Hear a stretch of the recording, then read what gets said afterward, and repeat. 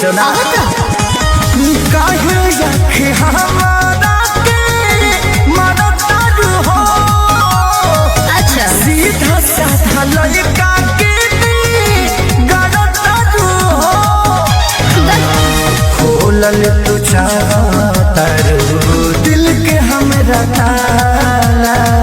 अच्छा कहियो हमरो गलिया ललका के सतावाला कहियो हमरो गलिया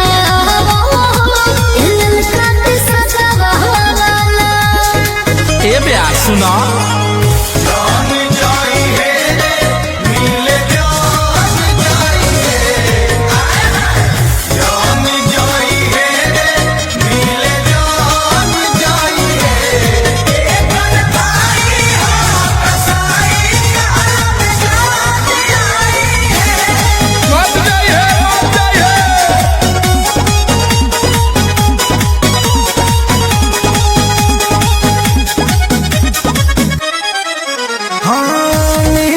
खाती प्यारी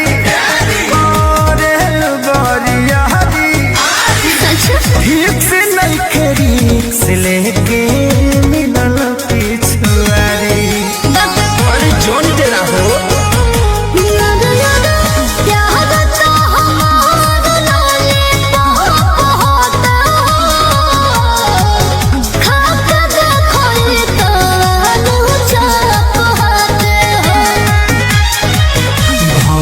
के देखावा जनी मधु मधुबाला।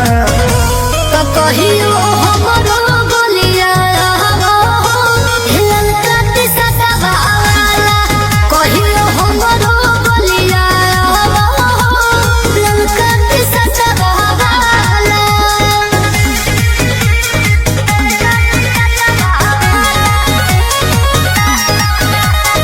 Music by Arya Sharma.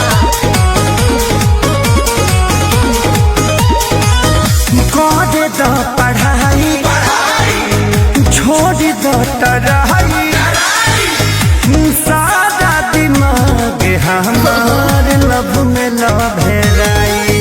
ओहो ढेर बहना मत मारो कि यार हो वाली साथे तो जानी डाले हो